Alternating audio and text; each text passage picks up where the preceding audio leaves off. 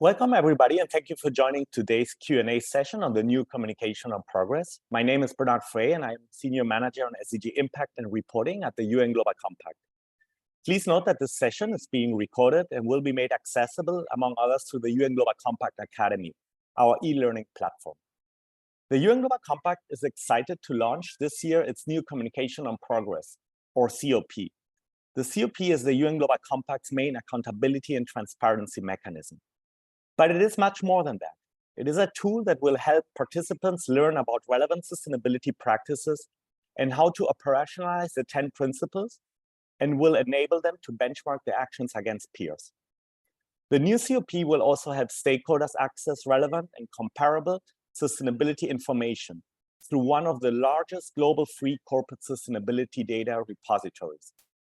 We are very confident that the new COP will provide added value to our participants and our stakeholders. Let us now have a look at today's agenda. Today's session is one of our bi-weekly open office and Q&A sessions. The overall aim of these Q&A sessions is to provide you with the opportunity to ask questions on the new Communication on Progress and help you get prepared.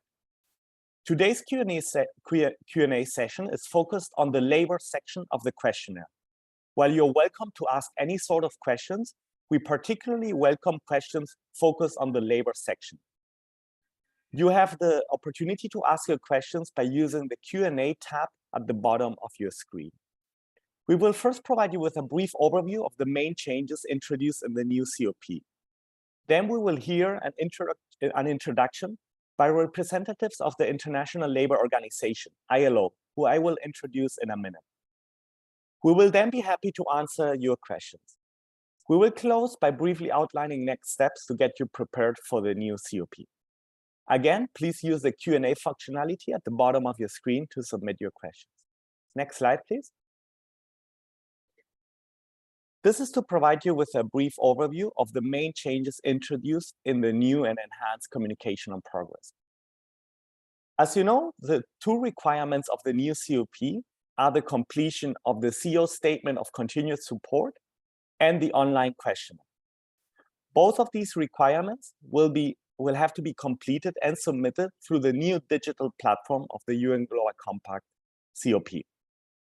The platform will also support data visualization and benchmarking.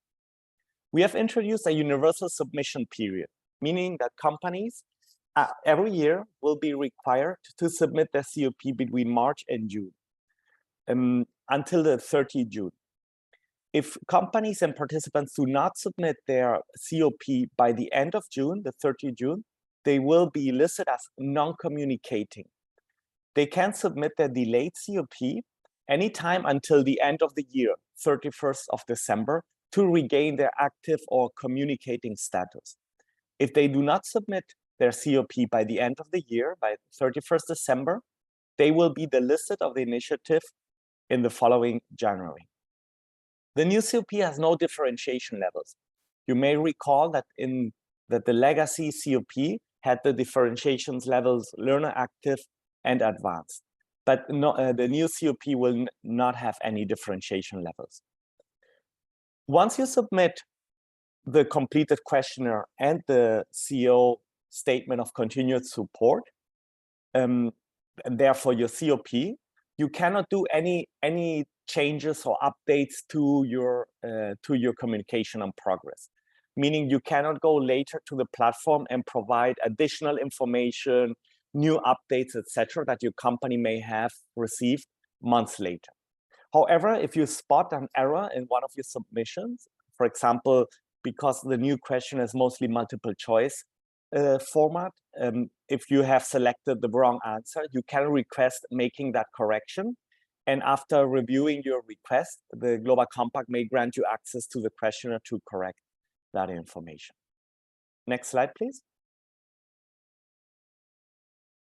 This is just to provide you again a visual view of the two main requirements. Again, you have to complete the CO Statement of Continued Support, which is the reaffirmation of the support of your company to the 10 principles and the UN Global Compact at the highest level of the company. And you have to complete the COP questionnaire online through the digital platform, a questionnaire that contains around 70 questions, mostly in multiple choice type of format, connected to the 10 principles and the SDGs. Next slide, please. Let us now have a look at some of the resources that we have prepared for you, and that will help you prepare to successfully complete the communication on progress. We strongly recommend that you get familiarized with all of them. First, have a look at the COP policy, where you will find information about due dates, requirements, languages, etc. Then the new questionnaire of the communication on progress has been online already for months. Please get familiarized with the questions, and you can prepare already and collect the data in advance. The COP guidebook is the main guidance that we have that contains information on each of the questions. You will find information on the rationale, on definitions, on calculations methodology, if applicable. You will find also references to related corporate sustainability standards, such as GRI, if you use them, that will help you easily complete our questionnaire. You will also find links to helpful guidance on the different topics that the questions cover. Please have a look at the guidebook. We also have a participant dashboard user guide and a guidance on how to connect to the platform and get credentials. We have an online FAQ page that we call Help Scout, where you will find relevant Q&A questions and their answers on the questionnaire or any related thing to the COP. These questions in many cases complement or go more specific into information that is already provided in the policy and the guidebook, etc. On the UN Global Compact Academy COP page, which is our e-learning platform, you will find a lot of sessions on demand, including sessions that deep dive into the sections of the questionnaire. Again, today this session is an open Q&A session, so we're not going to go into detail in every question of the labor section, but we will have a more open session for you to provide questions and have our labor experts with us to help us answer any questions that you may have. In addition to all of these resources, you can also always reach out to your local network for more information and inquiries related to the COP. Next slide, please. As mentioned, today's Q&A session has a focus on the labor section of the questionnaire. Today, we're really delighted to have with us Gita Rowlands, who is the head of the Multinational Enterprise and Sustainable Enterprise Department Unit at ILO, Emily Sims, who is Senior Specialist in Multinational Enterprises and Social Policy at ILO, Yulia Gershinkova, who is Technical Officer in Business and Decent Work at ILO. These colleagues from ILO will help answer any questions that you may have on the labor sections and their labor questionnaire. ILO has been a great partner leading to the development of the new COP, and we're really grateful to have them here with us today and to have counted on their support over the past months and years. We also have colleagues from the UN Global Compact with us that will help us answer your questions, including Greet Qatar, who is the co-chief of programs and head of labor at the UN Global Compact, and Sylvie Josel, Julia Massaro, and Julia Richeva, who are part of the Communication on Progress team. With that, I pass it over to Gita and my ILO colleagues, and thank you again for joining us today. Thank you very much, Bernard, for introducing the COP, and also from our side, ILO, very warm welcome to all of the participants in this webinar. As Bernard indicated, the whole labor part of the renewed or the new COP was developed in close collaboration with the ILO, and that is obviously not surprising because the labor principles of the Global Compact, of course, have been derived from ILO standards, and more specifically, the ILO fundamental principles and rights at work. And so the ILO is a core agency in the UN Global Compact initiative, and As such, we, of course, have a very close collaboration with the Global Compact office in New York, as well as with the local networks, on how to actually support enterprises on upholding the labor principles of the Global Compact. And of course, we do this through awareness raising, capacity building activities, supporting enterprises on better understanding what these principles really entail, including through making available, of course, the ILO Help Desk for Business on international labor standards, of which my colleague Emily Sims is the manager, but also, of course, through joint sessions we've done in the Global Compact Academy, specifically in relation to the labor principles. And in that regard, I just also want to highlight how last year, through a very close collaboration with Hrit Qatar, actually within the Global Compact office, my team, as well as the International Training Center of the ILO in Turin, we've also developed a very comprehensive training package on the labor principles that can really help companies also in filling out, I would say, the communication on progress, but not just filling out the communication on progress, but also effectively make progress on upholding the labor principles in their operations. And so this is actually available on the Global Compact Academy as well. It's a new training, really a comprehensive learning plan on the labor principles, comprised of 6 modules. And you will see the topics of these 6 modules are also in relation to the questions that come back in the new COP. And with that, Bernard, I give it over to you so you can actually speak about those questions in relation to the labor principles, and then afterwards we can have the more interactive session. So back over to you, and thanks again for this opportunity to doing together this webinar. Thank you very much, Gita and Emily and Julia, for being with us here today. Let's have a brief look at the labor questions of the COP questionnaire in the next slide. Overall, it's important for you to know, as we have been communicating, that the topics that we cover in our COP questionnaire have been mostly drawn from the 10 principles and the SDGs.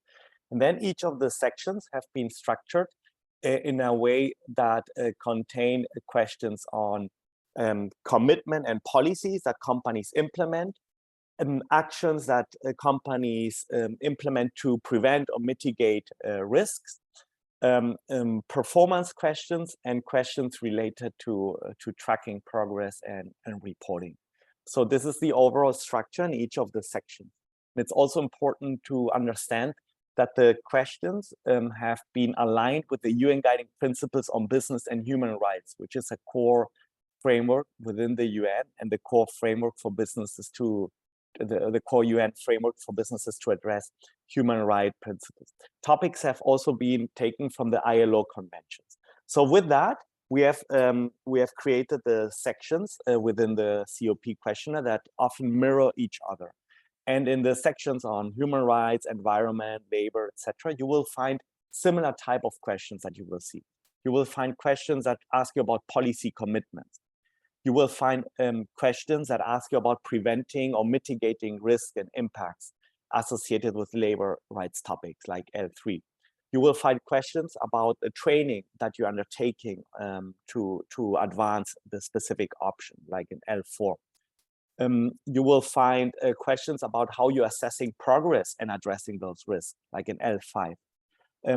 For labor specifically, we have some performance-related questions that are often quantitative, but not always. In this case, we have a specific question on your collective bargaining agreement, on if it provides additional rights, addition to what legislation already requires. And we have also a quantitative question on the percentage of women in managerial positions.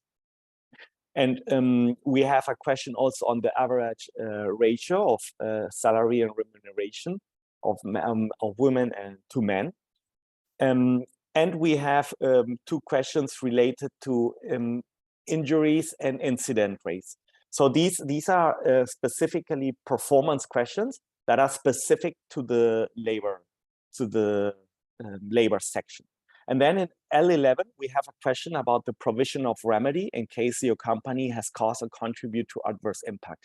This is, again, many of these questions, again, including this one on remedy, can be found also in the other sections of the question. And as I mentioned, they are aligned with the UN Guiding Principles on Business and Human Rights. They cover central elements of that framework: preventing risk, engaging stakeholders, providing remediations. These are central elements of the UN Guiding Principles on Business and Human Rights that we have reflected in our questions.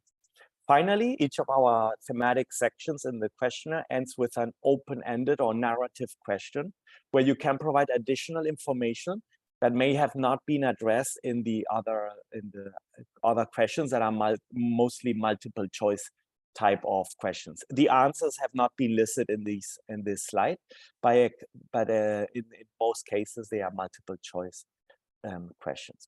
So again, you will find an on-demand session on the Academy where we go in detail on each of these sections, and you will also find more information in the guidebook on each of these questions. So we encourage you that you get familiarized with that.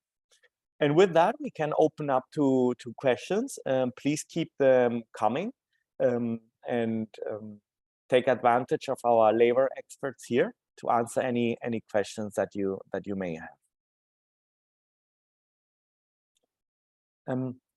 We have one question about an investment firm that asks, we have previously reported primarily on our engagement with our portfolio companies across the 4 topic areas where our impacts are more material. However, the new question appears to focus mainly on our own operations.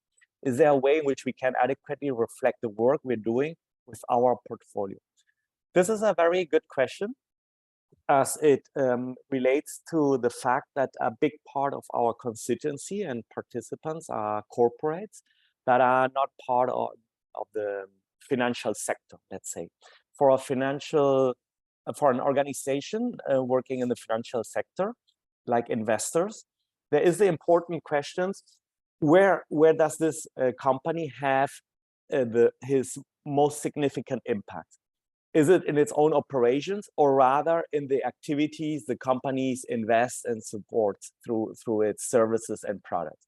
And it's rather on the second one, right? For an investment firm, the adverse impact caused on the operations of buildings or travels are important to manage, but may not be the most significant. So in that sense, it's true that our COP questionnaire focuses more on corporates working on the, let's say, real economy rather than in the financial sector. However, the investment firm can use the type of answers and the text box to reflect on that. For example, we do not necessarily expect that in the environment section, the company will have to select as material questions on water, etc., if they are not investing in those issues, let's say, or in companies that operate in those issues. So that for those topics, you can likely answer that these topics are not material. However, you should provide information. That would be our recommendation. If you invest or have in your portfolio companies that can have adverse impacts, for example, on labor rights, on environmental issues, you could mention then how you address these topics through the text box, and how some of these issues may not be maybe necessarily linked or relevant to your own employee, but they may be relevant to the companies that you are investing, and therefore they are significant impacts that can be material to your company. I'm happy also to hear if other colleagues have additional views on that.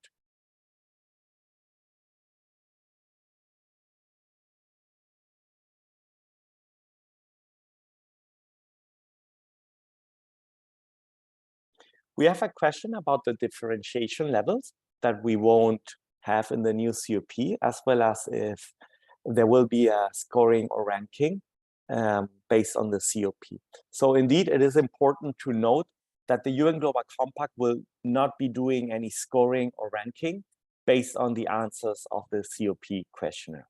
The data will be made publicly available. That is the philosophy of the communication on progress. And other organizations, data service providers, stakeholders, etc., may use that public data for their analysis and own tools. But the UN Global Compact will not do any scoring or ranking. We will do aggregated assessments of the findings that we have and publish them. Assessments about perceived gaps, for example, in companies in implementing certain labor policies, or in addressing labor rights relevant issues, as well as communicating on good practices that we assess based on the aggregated responses. But we will not be scoring or ranking.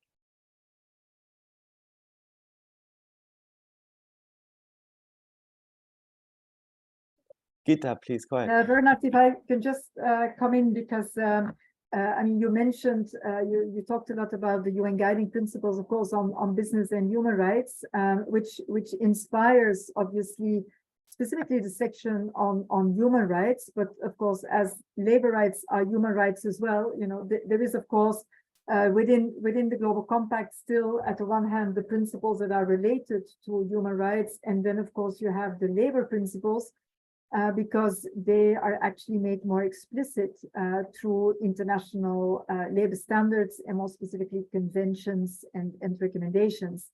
And I think, I mean, because when we look here at the questions, and of course it says, because it might create a bit of confusion, but here, of course, it says, does the company have a policy commitment in relation to the following labor rights principles? I guess that when you then click on that question, you actually come to the labor principles, namely freedom of association, collective bargaining, elimination of child labor, elimination of forced labor, then non-discrimination, and then, of course, something that is included here, but is not, I would say, a labor principle in itself, but in relation to occupational safety and health, a safe and healthy working environment, which of course is a new fundamental principle and right at the ILO, adopted by our International Labour Conference. And we know that a lot of companies are paying attention to occupational safety and health already. But I just want to, because these are the general questions, but it doesn't say in more detail the following labor rights principles. That obviously refers directly to the 4 categories of the labor principles of the Global Compact. And then in addition, you have the other questions, right?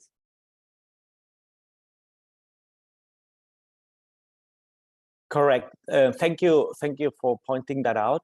Indeed, the labor rights are considered to be part of the human rights, but because, as Gita mentioned, the labor principles are very explicit as part of the 10 principles, our participants are required to answer the specific questions on the topics on the labor topics covered in our 10 principles.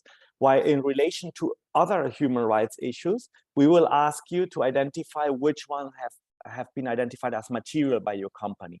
And only based on that selection, you will answer similar type of questions on these other human rights topics. But for the labor issues, because they are explicit in our 10 principles, and therefore we consider them relevant material for our companies to at least provide information on that, you will answer these set of questions on each of the labor topics and labor principles in our questionnaire. And indeed, most of the labor questions will address each of the principles or topics. So you will see that the same question will need to be answered in one line for in relation to child labor, forced labor, etc. Bernard, there's an interesting question about SMEs and how they should approach the labor section. And I'm just curious on how and what advice this group would give for SMEs as they get to the labor section, and if they should be thinking about things differently than larger companies. I'm happy to pass this question to our colleagues. Just maybe mentioning that we have shaped and drafted the questionnaire with a view to be agnostic in terms of size, geography, or sector. So all the questions that we address are expected to be likely material to all of our participants, including SMEs. However, we understand that SMEs have a different situation, and that also not all topics may necessarily be material to them. But maybe our colleagues want to say something about how SMEs in general can approach our labor questions and the labor work that we are promoting. Yes, thank you, Bernhard. Indeed, as far as international labor standards are concerned, for most cases, they apply universally to all enterprises. The only exceptions are found in the context of social protection, but there are no specific questions targeting social protection here. So they would be universally applicable. It may be in, say, a field with explanatory information. You may say, as a result of being a smaller enterprise and maybe starting at the beginning of your journey, explaining why you're perhaps in the column with more basic provisions. So an example there is in the freedom of association question, or sorry, the collective bargaining question, when it talks about benefits to the workers beyond what's provided in the law. And the first option is it's what is provided in the law. And in many developing countries, especially in smaller enterprises, it's not that uncommon that a collective bargaining agreement is simply affirming the commitment of the SME to comply with the law, which as a starting point, it's a starting point, and it's great that that's in social dialogue and it's starting to build industrial relations. And it's seen as part of the growth path of the SME that hopefully will get to maybe an increase in the area of wages beyond what's required by law. And then further down the road, something else is added depending on the dialogue between the management and the workers. So it's already built into the questions, and this sort of perhaps somewhat slower or initial starting point or slower growth path because of the size of an SME and the more limited internal resources. It's already designed there. And like I said, the only exception would be social protection, but that's not covered in the questions. So hopefully you should be good. But if you have any further questions, please feel free to contact either Bernhard directly and he'll contact me, or you can contact the help desk and I can explain a little bit further how you might answer a particular question that you might seem a bit stuck on. Thanks a lot, Emily. We have a question about the definition of managerial positions in relation to the percentage of women mentioned in one of our questions. And this is a good opportunity to again encourage you to have a look at our guidebook, where we have definitions or clarifications for the questions and the terminology used. In the case of managerial positions, we use the definition of UN partner UNTAD-ISER, who is the intergovernmental body supporting accounting and reporting. So in the guidebook, you will find a reference to that definition, and they classify different types of jobs or groups that you can use to make the adequate calculation. If you have other definitions, you can use the ones that you're using and even provide an explanation in the text box about what type of job classification or how you define managerial positions.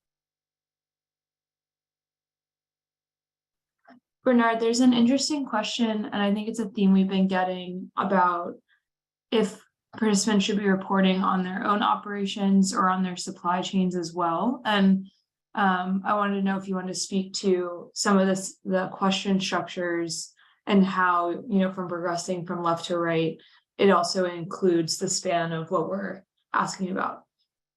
Absolutely. Thank you, Julia. Indeed, we have drafted the questions that are, as mentioned, in many cases, multiple choice format, and also what we call matrix type of questions. That means that you are asked to provide an answer for each of the in this case, let's say labor topics covered, forced labor, child labor, etc. And the type of answers that you can select from, progress, if you want, in sort of level of ambition, from left to right. And you will see that the relevant questions will include more on the right, or in the progression of the answer choices that will allow you to answer that the specific question, the aspect addressed in the question only applies to your operations, or that the aspect addressed in the question applies to your operations and suppliers, or even the broader value chain, which would also include other stakeholders such as communities, consumers, etc. So the questions in many cases provide the nuanced opportunity to reflect if that policy or practice only applies to your operations or includes all other business relationships, such as suppliers.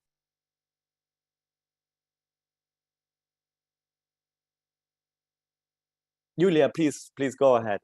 Yeah, thank you, Bernard. Maybe just to add a little bit on that, I think it's important to highlight that overall engagement of stakeholders was very much mainstreamed throughout the COP, and in particular in the labor section, because as you know, it is a very important element of the due diligence and the overall assessment and identification of the risks prevention and mitigation. So I think in many of these questions that are now displayed in your screen, you will see that the matrix allows you to choose whether you engage your own employers in this process, whether you engage the workers of your supplier, your contract workers. So I think this is a very good way to make sure that the company reports not only on their own operations, but also on something that has been done throughout their business relationships and the supply chains. Thank you. Thank you so much. So I've worked both with ISAR and with GRI, and although that's the objective and the ideal, and to the extent you can get to that, that's great.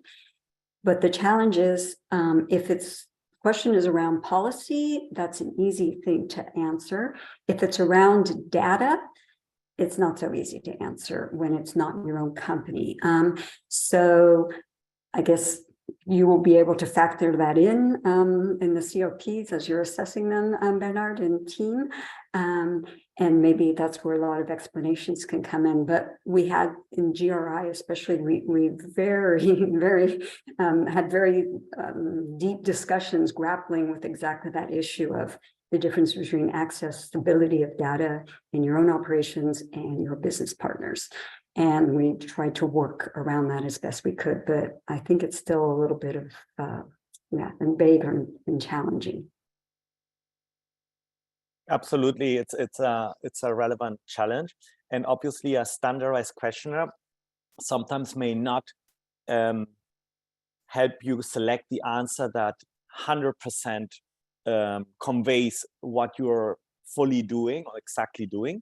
So you can select the answer that is most adequate and approaches most what your company is doing, or to what business relationships the policy or action applies to, and you can provide additional context and explanation in the text box. Each question has a text box that you can use for this additional information.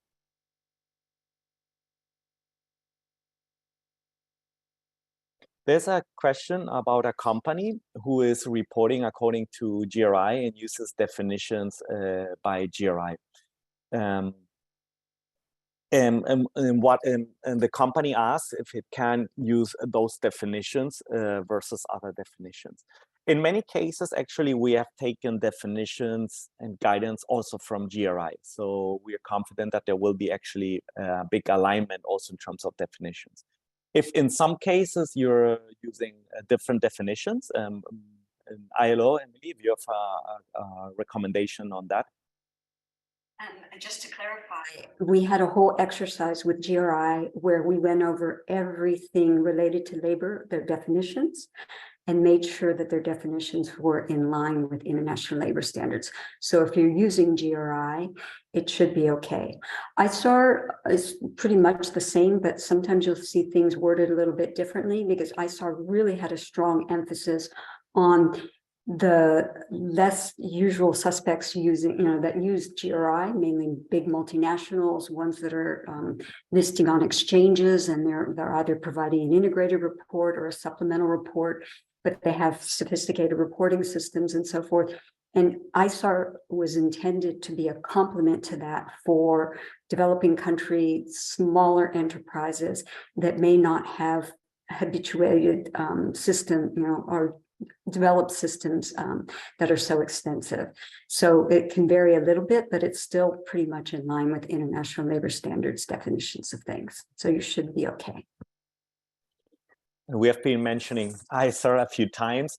ISAR is the Intergovernmental Working Group of Experts on International Standards of Accounting and Reporting. International Standards of Accounting and Reporting. That's what ISAR stands for. It's a UN intergovernmental working group working on that issue.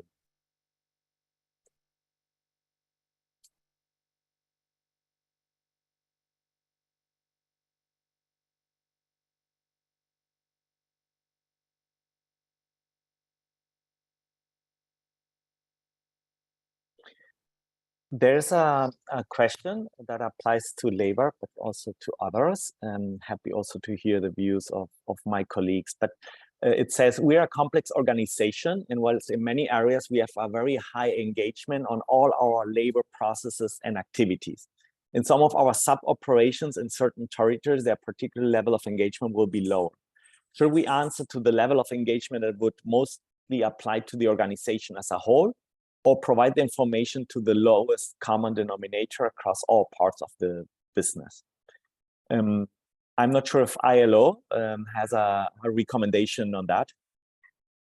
I would suggest this is where your fields come in, and they're your friend, because it would be a pity on the one hand to go for the lowest level of engagement that is characterized by certain territories, and give a mischaracterization, hiding a lot of their interesting things that you're doing.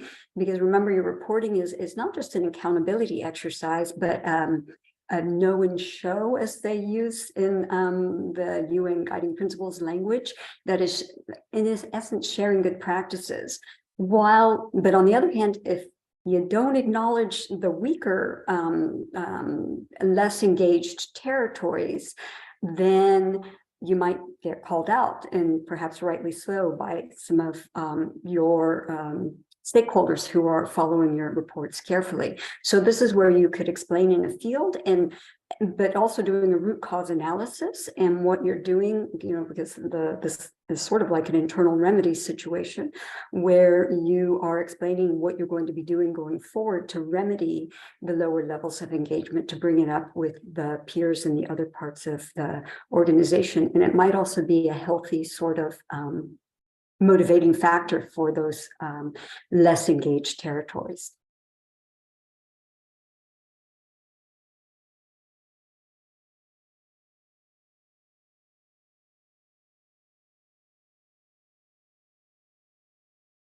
Yeah, Bernard, if I may just add to what Emily said, it goes back obviously also to what the Global Compact is all about. It's in a way, and what the communication on progress is all about. It is actually not just reporting on what it is that you are doing at the moment. It allows you to identify what are some of the weaker spots in either your policy or in your actual practices. And as Emily said, provide opportunities to make progress. You identify where are some of the weaker elements, and then what are your remediation programs, and that can be internal or that can be external. And that would be important also to actually report on, because it shows that you have identified that this is a weaker area and where indeed progress needs to be made. And I think the fact that this is not called the Global Compact reporting mechanism, but actually communication on progress, really shows that the intent is to report on progress, but at the same time identify the areas where progress still needs to be made. And that's why it's also doesn't have to be seen as a standalone exercise, but also to be looked at together with all of the, I would say, the training materials that are available on the labor principles. As I mentioned, just this whole new set of modules we have developed, the learning journey on the labor principles, so that these materials can also help you in when you do the next reporting, indeed the progress that you have made.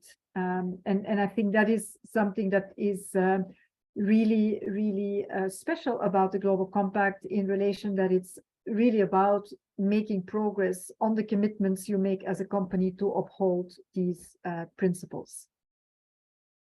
Over. Thank you, colleagues. Please keep the questions coming. There's one question left on the reporting period, and I believe we had also another one.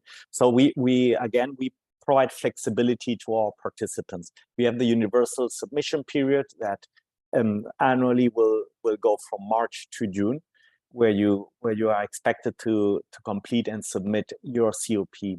For your COP, you can use data that your company has already collected. So the data usually should cover a 12-month period. That is a standard in sustainability reporting. And you can use the data from that 12-month period that is the most recent one. For example, in some cases, for the 2023 COP, companies may want to use data that covers January through December 2022, so the calendar year 2022. Or they may use another adjusted period, for example, ranging from April 2022 to March 2023, and use the data from that 12-month period for their COP. So make use of the most recent period where you have the data already collected for your COP.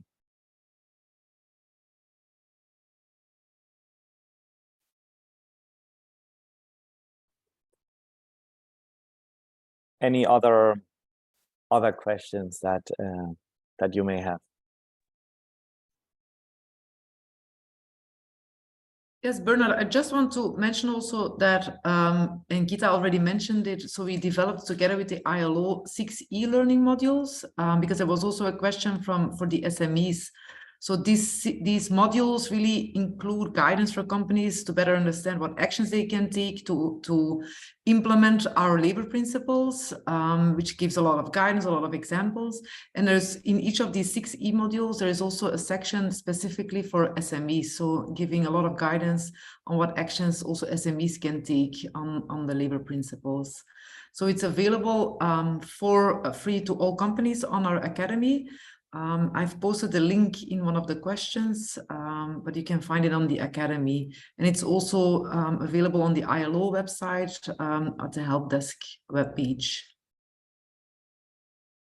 Thank you. Indeed, we have drafted and designed the COP as a learning tool. So the questions will point you to additional resources and guidance that we've mentioned that you can use to learn about those topics and advance those topics.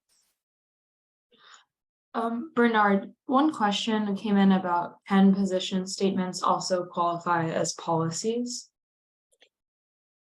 We have a little bit of guidance what are good elements of what a policy could contain. So at the end, it will ultimately the company judging if that statement can qualify as a policy. But usually a policy would also at least highlight some goals or elements that are strategic to the company that address that may go beyond what a more high level and short statement could entail. It's up to the company. There is guidance on what a policy can contain and what a good practice is, if it relates to international standards, if it is publicly available, if it has been endorsed at the highest level, etc. So we recommend that you look at these elements and assess if a statement would qualify as a policy. It may not. I would just add to that, that the policy, either as an umbrella to all the various areas or issue by issue, because for instance, in the labor field, I often see policies where there's a specific clarification around, say, forced labor or child labor, but how it's not just a matter of, like we, company X, we as company X, oppose all forms of forced labor, as an example. That's a statement, but then the policy becomes, as Bernard mentioned, how it's implemented. What kind of strategy do you put in place in terms of devotion of resources, capacity building, cascading it down the chain or up with your business partners, etc., that really shifts it from just a statement about what a company thinks is right and wrong to what a company is actually doing. So when I'm reviewing policies, I'm looking for that much more holistic picture about how it's being integrated. And that's indeed in the cycle of steps. If you're going back to, it's often depicted as either 5 or 6 steps. That's one of the first steps is the policy, but then, how it's implemented and the commitment in the policy to giving life to all of those steps to make sure they're fulfilled. Thank you, Emily. Absolutely. And connected to that, we have guidance of what some of these good elements or what good practice would be for a policy. And as we are on it, I can mention them quickly. A policy would ideally be approved at the most senior level of the business enterprise. It would be informed by relevant internal and or external expertise. For example, that could include workers' organizations. It could stipulate the enterprise labor rights expectations of personal business participants and other parties directly linked to the operations, products, or services.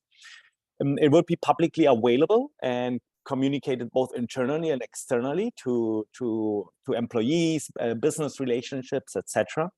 And the policy, as I mentioned, would also be reflected like in operational policies and procedures, ideally necessary to embed it throughout the business enterprise. So, as mentioned, a statement may not qualify as a policy.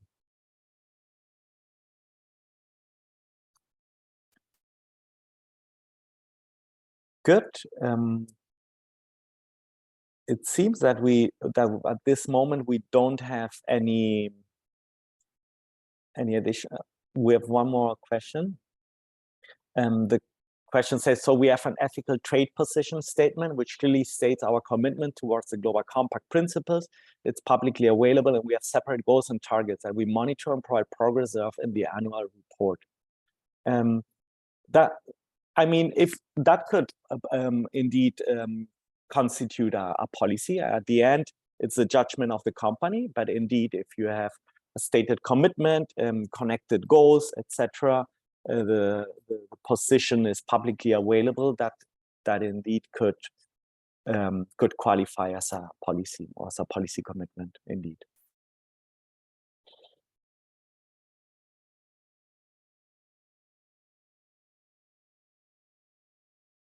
Great. In case there's any additional question, please feel free to come in. Emily, you wanted to add something? I just didn't want to forget about the questions we received that concerned, there were 2 questions that were more or less, well, one was a calculation of injury rates. And that's more of a technical thing. If you would like to read that, Bernhard, these are the questions that came in beforehand. I just didn't want to forget them. The other question that had come in was around reporting on safety and health, safe and healthy working environment, or safety and health, I think was the term they used, and workers who are not your employees but are working on site.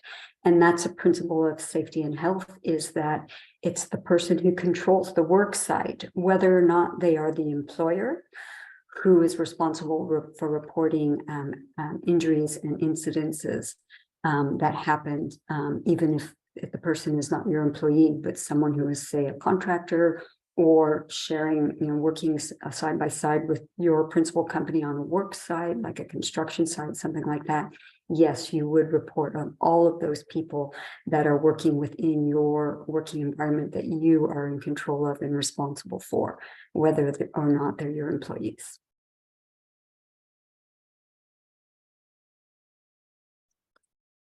Thank you. Indeed, as Emily mentioned, we have received some questions on some of the more specifics on the injury related questions and the incident questions. Sylvie, feel free to raise anything that could be relevant to mention now. Otherwise, also in writing, we have the answers provided in our guidebook and the online FAQ, the Help Scout on that. But we can also raise some elements right now. In the meantime, also, I'm happy to answer the question about remedy, which we take guidance connected to the UN Guiding Principles on business and human rights. So it's important to understand that the aim of remedy is to counteract or make good any labor rights harms, in this case, that have occurred. And the goal should be to restore affected individuals and communities to the situation they would have been in had the harm not occurred, or as close to that as possible. So it's important that that question is particularly relevant for companies that have caused or contributed to adverse impact. If you have not caused or contributed to adverse impact, or have not identified that you have done so, you will have the adequate answer to say that this question then is not applicable to you. And remedies can take different forms, such as restitution, compensation, rehabilitation, satisfaction, or non-repetition of the action. You will find more information on that in the guidebook. I would just add, though, in the area of labor, our normative instruments, in particular, are the M&E Declaration. I'm not disagreeing with Bernhard as the consistency with the UN Guiding Principles, but this is where you might want to use that field if you're having particularly good practices in line with the M&E Declaration that goes a bit farther. And it says that even when you're not directly responsible for or contributing to whatever harm was done, you should still use your leverage with your business partners to encourage them to provide a remedy wherever possible. And you could explain if indeed you've been working towards further growth and including that use of your leverage with your partners to encourage them to provide remedy. You could explain that in that field, and that would be a great, very positive development to be spreading the practices with other companies. And yeah, if I also may just add, Bernard, I think in the labor area, what is also really important is, of course, enterprise level grievance mechanisms that allow for settlements of industrial disputes. That is really very specific in the labor area and on which, of course, there's a lot of guidance. And also how actually a grievance mechanism, setting up a grievance mechanism can also be the beginning of a more preventative framework, because the more you engage, of course, management workers on, adverse impacts, but it can be about not upholding non-discrimination principles, or it can be in relation to freedom of association and collective bargaining, in relation to working conditions in general, including a safe and healthy working environment, that of course these kind of mechanisms are very much a preventative mechanism. And then of course, I mean, prevention is an important element also of remedy. So it's also looking at these kind of mechanisms that actually management have set up in what to do in relation to preventing adverse impacts on labor rights. And then in addition, what are the enterprise level grievance mechanisms that have been set up to deal with actual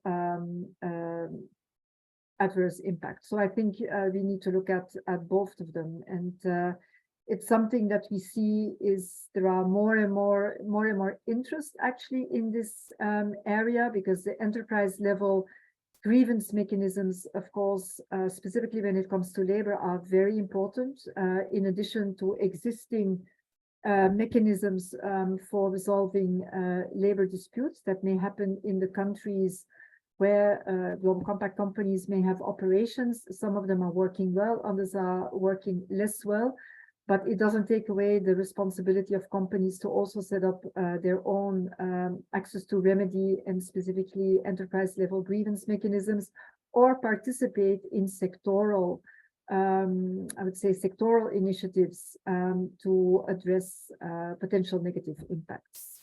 Over.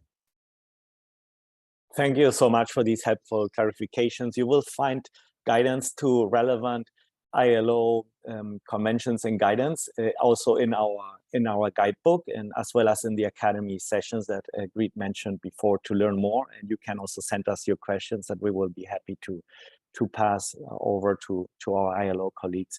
With that, and seeing that we are almost at time, we would like to briefly go to the next steps for you that will help you prepare as a sort of recap. If we can see next slide, and over to you, Sylvie.